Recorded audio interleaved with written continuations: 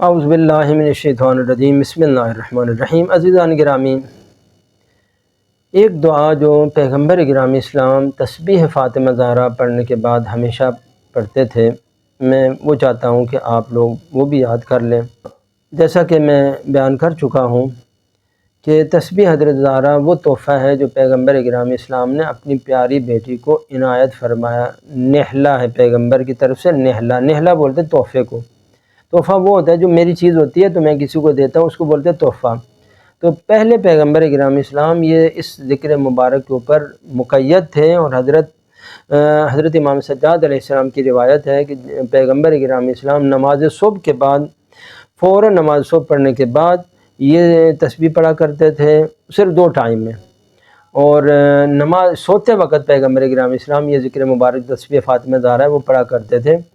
باقی 5 ٹائم جو تسبیح ہے یہ حضرت زہرا سلام اللہ علیہا کی سنت ہے،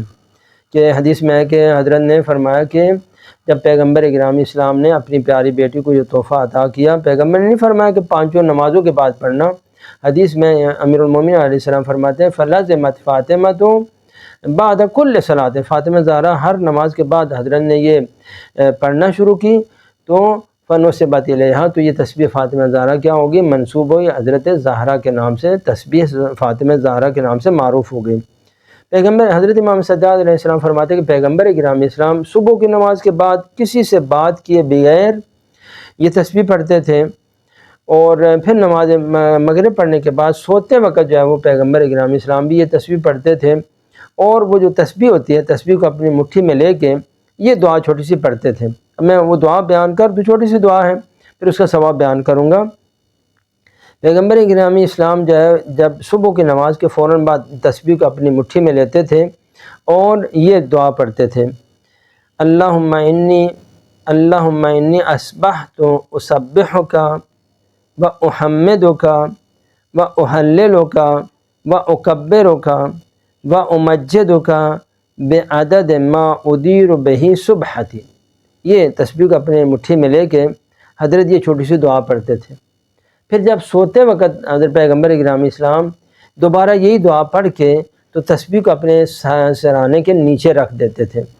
اور پیغمبر گرامی اسلام نے حضرت امام سجاد علیہ السلام فرماتے ہیں، یہ روایت جو ہے وہ مرحوم راوندی رحمۃ اللہ علیہ نے الدعوات کے اندر جلد نمبر 1 صفحہ 61 میں یہ روایت نقل کی ہے۔ فرمایا کہ پیغمبر گرامی اسلام نے فرمایا کہ جو شخص بھی صبح کی نماز کے بعد یہ چھوٹی سی دعا تسبیح کو اپنی مٹھی میں لے اور یہ دعا پڑھے، اور تو سارا دن سونے تک وہ جو تسبیح ہے وہ اس کے ذکر میں شمار، وہ خود بخود ذکر لکھا جائے گا، خود بخود لکھا جائے گا۔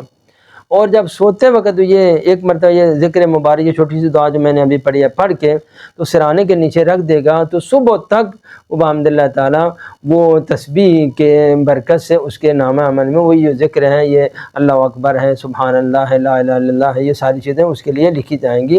تو یہ دعا مبارک جب پیغمبر اکرم کی چھوٹی سی دعا میں دوبارہ پڑھ دیتا ہوں جن لوگوں کو توجہ نہیں ہوئی۔ بسم اللہ الرحمن الرحیم، اللہم انی اصبحت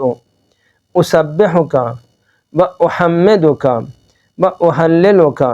و اکبرک و امجدک بعدد ما ادیر بہ صبحتی۔ پھر جب سوتے وقت آپ نے پڑھنی ہے اور سرانے کے نیچے رکھنی ہے تو وہاں پر یہ بولنا ہے، اللہم انی امسیت